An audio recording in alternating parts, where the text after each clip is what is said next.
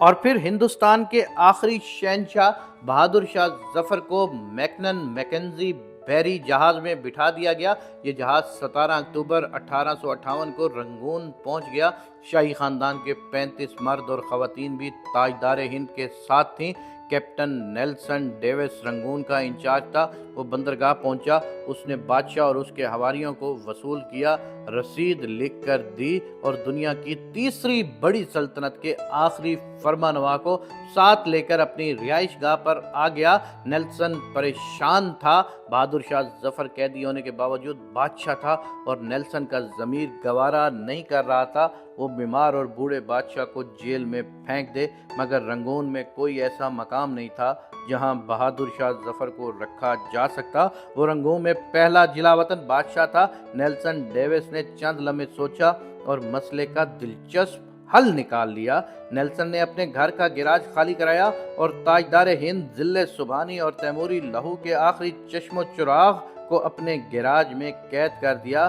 بہادر شاہ ظفر 17 اکتوبر 1858 کو اس گیراج میں پہنچا اور 7 نومبر 1862 تک 4 سال وہاں رہا۔ بہادر شاہ ظفر نے اپنی مشہور زمانہ غزل لگتا نہیں ہے دل میرا اجڑے دیار میں، کس کی بنی ہے آلہ میں نہ پائیدار میں، اور کتنا بد نصیب ہے ظفر دفن کے لیے، 2 گز زمیں بھی نہ ملی کوئے یار میں، اسی گیراج میں بیٹھ کر لکھی تھی۔ یہ آج 7 نومبر کا خنک دن تھا اور سن 1862۔ بد نصیب بادشاہ کی خاتمہ نے شدید پریشانی میں کیپٹن نیلسن ڈیوس کے دروازے پر دستک دی۔ اندر سے اردلی نے برمی زبان میں اس بدتمیزی کی وجہ پوچھی۔ خاتمہ نے ٹوٹی پھوٹی برمی میں جواب دیا، ضلع سبحانی کا سانس اکھڑ رہا ہے۔ اردلی نے جواب دیا، صاحب کتے کو کنگھی کر رہے ہیں، میں انہیں ڈسٹرب نہیں کر سکتا۔ خاتمہ نے اونچی آواز میں رونا شروع کر دیا۔ اردلی اسے چپ کرانے لگا مگر آواز نیلسن تک پہنچ گئی۔ وہ غصے میں باہر نکلا۔ خاتمہ نے نیلسن کو دیکھا، وہ اس کے پاؤں میں گر گئی۔ وہ مرتے ہوئے بادشاہ کے لیے گیراج کی کھڑکی کھلوانا چاہتی تھی۔ بادشاہ موت سے پہلے آزاد اور کھلی ہوا کا ایک گھونٹ بھرنا چاہتا تھا۔ نیلسن نے اپنا پسٹل اٹھایا، گارڈز کو ساتھ لیا، گیراج میں داخل ہوا۔ بادشاہ کی آخری آرام گاہ کے اندر بو، موت کا سکوت اور اندھیرا تھا۔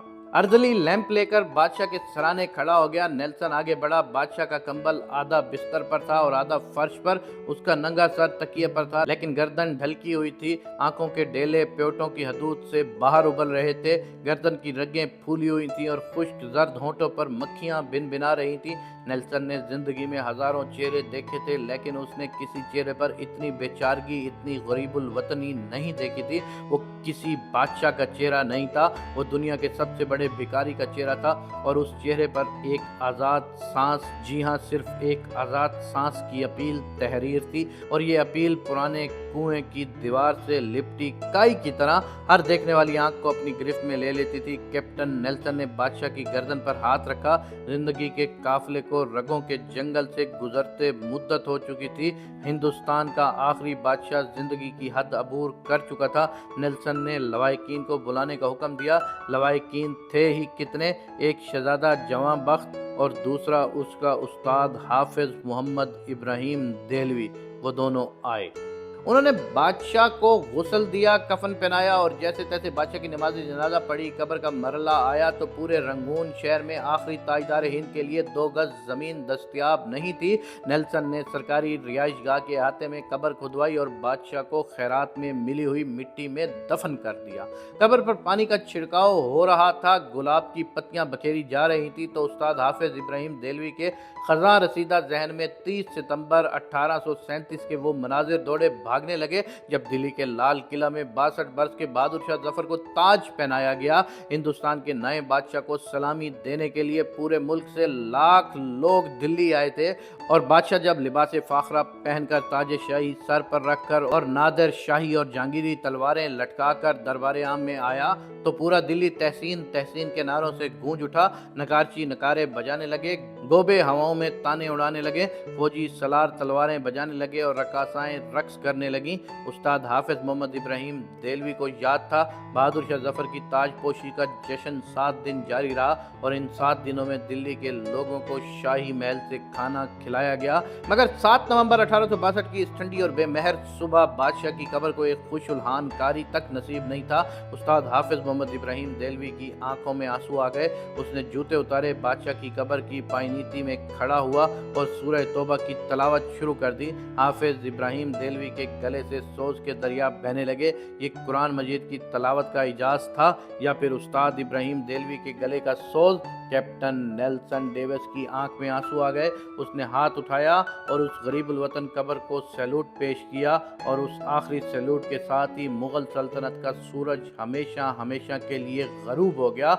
आप अगर कभी रंगून जाएं तो आपको डेगन टाउनशिप की कच्ची गलियों की बदबूदार झुग्गियों में आज भी बहादुर शाह जफर की नस्ल के खानदान मिल जाएंगे। ये आखिरी मुगल शाह की असल औलाद है, मगर ये औलाद आज सरकार के वजीफे पर चल रही हैं। ये कच्ची ज़मीन पर सोते हैं, नंगे पांव फिरती है, मांग कर खाते हैं और टीन के कनस्तरों में सरकारी नल से पानी भरते हैं। मगर ये लोग इस कसम पुरसी के बावजूद खुद को शहजादे और शहजादियाँ कहते हैं। ये लोगों को अहद रफ्ता की दास्तान सुनाते हैं। लोग कहके लगाकर रंगून की गलियों में गुम हो जाते हैं। ये लोग, ये शहजादे, ये शहजादियाँ कौन हैं? ये हिंदुस्तान के आखिरी बादशाह की सियासी गलतियां हैं। बादशाह ने अपने गिर्द नाअहल, खुशामदी और करप्ट लोगों का लश्कर जमा कर लिया था। ये लोग बादशाह की आंखें भी थे, इसके कान भी थे और इसका ज़मीर भी। बादशाह के 2 बेटों ने सल्तनत आपस में तकसीम कर ली। एक शहजादा दाखिली अमूर का मालिक था और दूसरा खारजी अमूर का मुख्तार।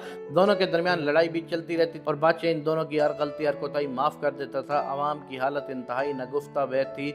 महंगाई आसमानों को छू रही थी। खुराक मंडियों से कटाई के मौसमों में गायब हो जाती थी। सौदागर मुंह मांगी कीमत पर लोगों को गंदम, गुड़ और तरकारी बेचते थे। टैक्सों में रोज़ बरोज़ इजाफा होता जा रहा था। शहजादों ने दिल्ली शहर में कबूतरों के दाने तक पर टैक्स लगा दिया। तवाइफों की कमाई तक का एक हिस्सा शहजादों की जेब में चला जाता था। शाही खानदान के लोग कत्ल भी कर देते थे तो कोई उनसे पूछ नहीं सकता था।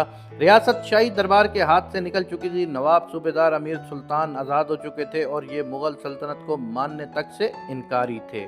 फौज तलवार की नोक पर बादशाह से जो चाहती मनवा लेती। अवाम बादशाह और उसके खानदान से बेजार हो चुके थे। ये गलियों और बाजारों में बादशाह को नंगी गालियां देते थे और कोतवाल चुपचाप उनके करीब से गुजर जाते थे। जबकि अंग्रेज मजबूत होते जा रहे थे। ये रोज़ मुआहदा तोड़ते थे और शाही खानदान वसीतर कौमी मफाद में अंग्रेज़ों के साथ नया मुआहदा कर लेता था।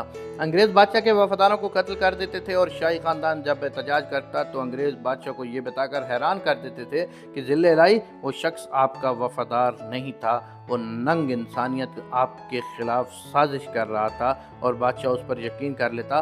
बादशाह ने तवील अरसे तक अपनी फौज भी टेस्ट नहीं की थी। चुनांचे जब लड़ने का वक्त आया तो फौजियों से तलवारें तक न उठाई गई। इन हालात में जब आज़ादी की जंग शुरू हुई तो बादशाह गिरता पड़ता शाही हाथी पर चढ़ा तो अवाम ने ला तल्लक रहने का ऐलान कर दिया।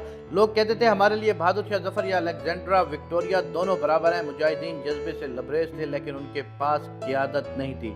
बादशाह डबल माइंडेड था। ये अंग्रेज से लड़ना भी चाहता था और अपनी मुद्दत शाही भी पूरी करना चाहता था। चुनांचे इस जंग का वही नतीजा निकला जो डबल माइंडेड होकर लड़ी जाने वाली जंगों का निकलता है। शाही खानदान को दिल्ली में ज़िबा कर दिया गया जबकि बादशाह जिला वतन हो गया। बादशाह कैप्टन नेल्सन डेविस के गिराज में कैद रहा, घर के आतम में दफन हुआ और उसकी औलाद आज तक अपनी अजमत रफ्ता का टोकरा सर पर उठाकर रंगून की गलियों में फिर रही है। ये लोग शहर में निकलते हैं तो इनके चेहरों पर साफ लिखा होता है जो बादशाह अपनी सल्तनत, अपनी मैंडेट की हिफाजत नहीं करते, जो अवाम का एतमाद खो बैठते हैं, उनकी औलादें इसी तरह गलियों में ख्वार होती हैं। ये इबरत का कशकोल बनकर इसी तरह तारीख के चौक में भीख मांगते हैं। लेकिन हमारे हुक्मरानों को ये हकीकत समझ नहीं आती। ये खुद को बहादुर शाह जफर से बड़ा बादशाह समझते हैं।